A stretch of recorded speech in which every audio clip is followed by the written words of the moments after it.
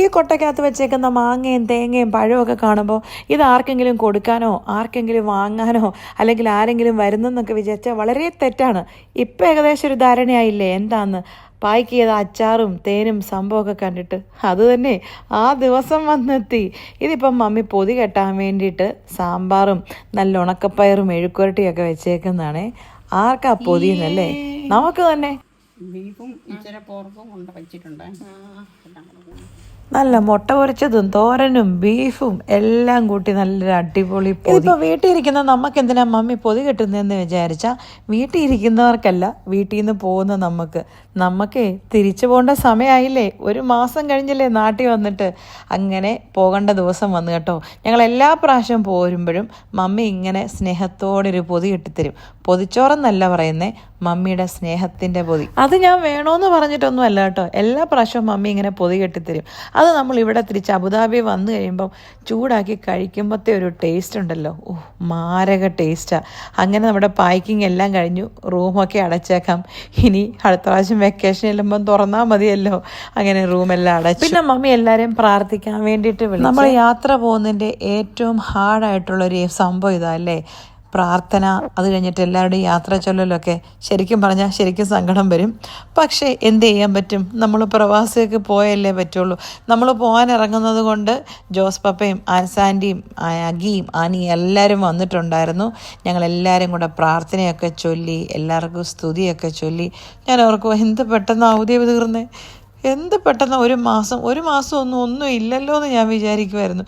ഞാൻ വിചാരിച്ചു ശരിക്കും 1 മാസം ജോലി 1 മാസം അവധി, 1 മാസം ജോലി 1 മാസം അവധി. അങ്ങനെ അത് എന്ത് നല്ലായിരുന്നു അല്ലേ. അങ്ങനെ പ്രാർത്ഥനയൊക്കെ കഴിഞ്ഞു. എല്ലാ പ്രാവശ്യം ഇറങ്ങാൻ നേരം മമ്മിയാണ് പ്രാർത്ഥന ലീഡ് ചെയ്യുന്നത്. മമ്മി ഞങ്ങളെ പ്രാർത്ഥിച്ച് ഉമ്മയൊക്കെ തന്ന് യാത്രയാക്കും.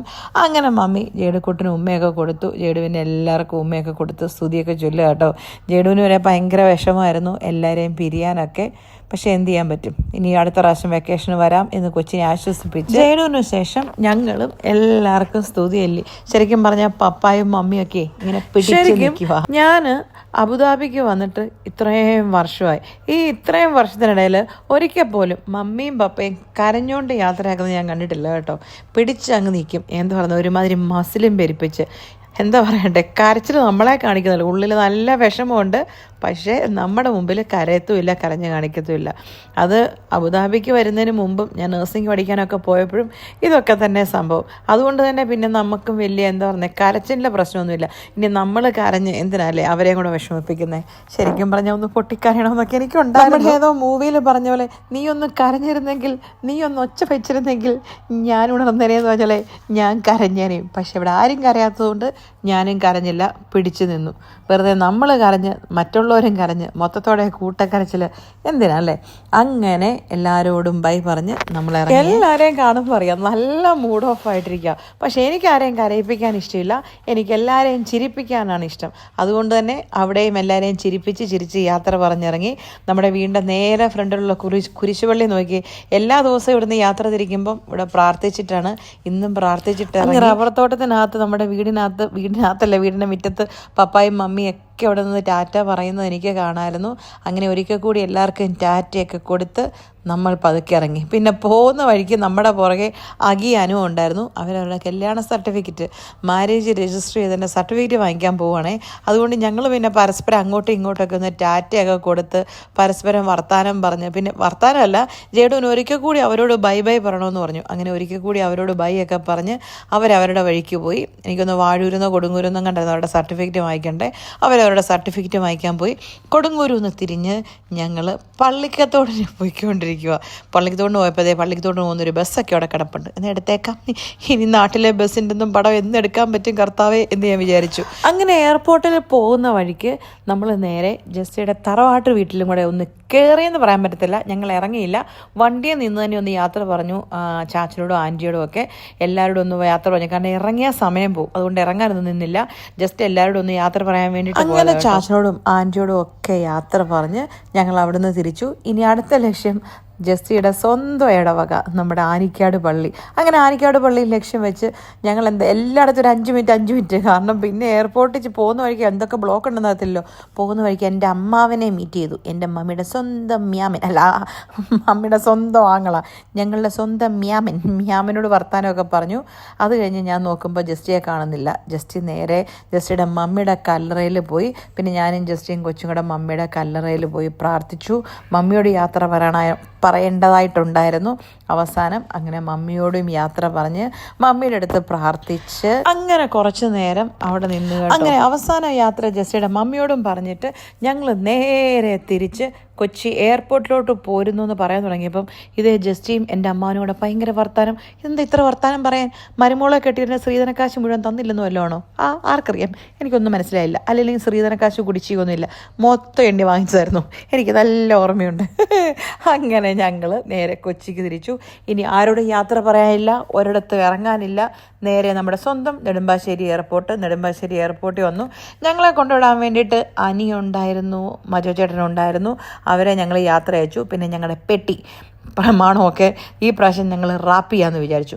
എല്ലാ പ്രാവശ്യവും റാപ്പ് ചെയ്യാതെ പോകും, പക്ഷേ നമ്മുടെ പെട്ടിക്ക് മണി കിട്ടും. പക്ഷേ ഈ പ്രാവശ്യം നാട്ടിൽ നിന്നപ്പോൾ നമ്മുടെ പെട്ടി അവന്മാർ എറിയുന്ന കണ്ടപ്പോൾ ഞങ്ങൾ തീരുമാനിച്ചു, വെറുതെ എന്തിനല്ലേ അത്രയും വിലയുള്ള സാധനങ്ങളൊക്കെ പൊട്ടിച്ച് കളയുന്നത്. അത് തന്നെയല്ല, പെട്ടി ഒരു നശിപ്പിച്ചൊരു പരുവാക്കും. അതുകൊണ്ട് തന്നെ അവിടുത്തെ റാപ്പിംഗ് സെൻറ്ററിൽ കൊടുത്ത് അവർ നല്ല പോലെ അത് റാപ്പ് ചെയ്തു. നല്ല രസമാണ് അത് കാണാനായിട്ട്. ഞങ്ങൾ ആദ്യമായിട്ട് ഇങ്ങനെ നമ്മുടെ ലഗേജ് റാപ്പ് ചെയ്യുന്നത് കേട്ടോ. ഇതുവരെ ഇത്രയും വർഷത്തെ പോകിൽ ഇതുവരെ ചെയ്തിട്ടില്ല. പക്ഷേ ഞാൻ പറഞ്ഞില്ല, ഈ പ്രാവശ്യം അവർ എറിയുന്ന കണ്ടപ്പോൾ എനിക്ക് സഹിച്ചില്ല. അങ്ങനെ ചെയ്യിപ്പിച്ച നമ്മൾ നേരെ എന്താ പറയുന്നത്, ചെക്ക് ഇൻ കൗണ്ടറിൽ ചെന്നപ്പോൾ ബോർഡിംഗ് പാസിൻ്റെ അവിടെ ചെന്നപ്പോൾ ഒരു തിരക്കുമില്ല. എന്താണെന്ന് പറ്റില്ല, അറിയത്തില്ല. നെടുമ്പാശ്ശേരി എയർപോർട്ടിലൊക്കെ ഇത്രയും തിരക്കില്ലാതെ കാണുന്ന ആദ്യമായിട്ടാണ്. അതുകൊണ്ട് തന്നെ ഷടപടേന്ന് അവിടുത്തെ പരിപാടി കഴിഞ്ഞു. ഇനി നേരെ ഇമിഗ്രേഷൻ. ഇവിടെ വീഡിയോ എടുക്കാനുള്ള പെർമിഷൻ ഇല്ലാത്തതുകൊണ്ട് തൽക്കാലം വീഡിയോ അവിടെ നിർത്തി. അതും കഴിഞ്ഞിട്ട് പിന്നെ നമ്മൾ നേരെ ഫുഡ് കഴിക്കാൻ വേണ്ടിയിട്ട് നമ്മുടെ എയർപോർട്ട് ലോഞ്ചിൽ കയറി. അവിടെ വയറ് നിറച്ച് ഫുഡൊക്കെ കഴിച്ചു. ജേടുക്കുട്ടൻ അതുപോലെ ബ്രെഡും ബട്ടറും ഒക്കെ തേച്ചുകൊണ്ടിരുന്നു. അത് കഴിഞ്ഞപ്പോൾ തൊട്ട് കൊച്ചു പറയുന്നുണ്ട്, നാട്ടിൽ ചെന്നപ്പോൾ തൊട്ട് പറയുന്നത് എയർപോർട്ടിലെ DC ബുക്സിൽ കയറണമെന്ന് കേട്ടോ. അങ്ങനെ കൊച്ചിനെയും കൊണ്ട് നമ്മുടെ എയർപോർട്ടിലുള്ള DC ബുക്സിൽ കയറി. കാരണം അവൻ്റെ ആദൂർവാനയ്ക്ക് കിട്ടിയ പോക്കറ്റ് മണി ഇഷ്ടം പോലെ ഉള്ളത് കൊണ്ട്, അതുകൊണ്ട് ഇഷ്ടം പോലെ ബുക്ക് വാങ്ങിക്കണമെന്ന് അവൻ പറഞ്ഞായിരുന്നു. അതിൻ്റെ ഒരു കുറവും അവൻ കാണിച്ചില്ല. അവൻ കൈ കിട്ടിയ ബുക്കുകളെല്ലാം വാരിയെടുത്തു. പിന്നെ അവനൊരു ബുക്ക് വായനക്കാരനാണല്ലോ. അങ്ങനെ ശരിക്കും പറഞ്ഞാൽ കുറേയേറെ ബുക്കെല്ലാം വാങ്ങിച്ച് കൊച്ചിൻ്റെ സന്തോഷമുള്ള നമ്മുടെ സന്തോഷം, ബുക്സൊക്കെ വാങ്ങിച്ച് നമ്മൾ കുറച്ച് നേരം വിശ്രമിക്കാമെന്ന് വിചാരിച്ചു. സാധാരണ ഞങ്ങൾക്ക് ഈ വിശ്രമമൊന്നും ഉണ്ടാകുന്നതല്ല.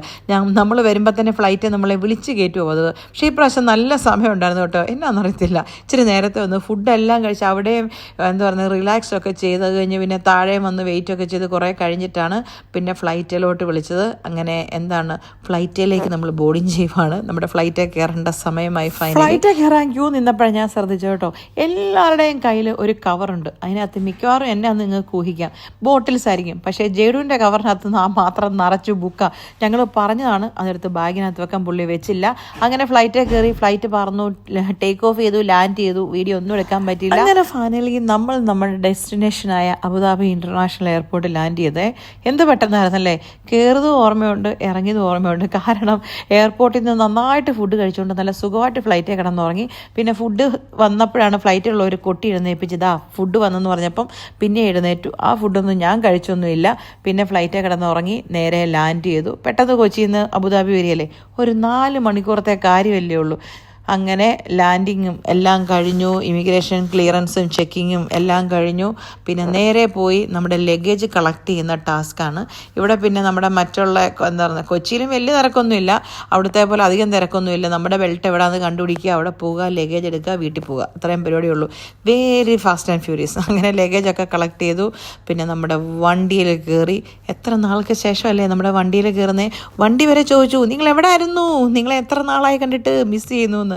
അങ്ങനെ നമ്മുടെ വീട്ടിൽ വന്നു കേട്ടോ. വീട്ടിൽ വന്ന് കയറിയപ്പോൾ ശരിക്കും പറഞ്ഞാൽ ഒരു ആശ്വാസമല്ല, പക്ഷെ നമ്മുടെ സ്വന്തം വീട്ടിൽ വന്ന് കയറുമ്പോൾ നമുക്കൊരു സന്തോഷമാണല്ലോ അല്ലേ. ഞാൻ പക്ഷെ ആദ്യം നോക്കിയത് ചെടിപ്പിള്ളേരെ കേട്ടോ, എൻ്റെ ചെടി വല്ലതും കരിഞ്ഞു പോയോന്ന്. കാരണം ഭയങ്കര ചൂടല്ലേ. വീടിനകത്ത് ചൂടില്ലെങ്കിലും നമ്മൾ ഒരു മാസം മാറി നിന്നല്ലേ. പക്ഷേ ഞാൻ ചെടിക്കൊക്കെ വെള്ളം ഒഴിക്കാൻ ആളെയൊക്കെ സെറ്റാക്കിയിട്ടാണ് പോയത്. അതുകൊണ്ട് തന്നെ എൻ്റെ ചെടിപ്പിള്ളേരൊന്നും കരിഞ്ഞൊന്നും പോയിട്ടില്ലായിരുന്നു.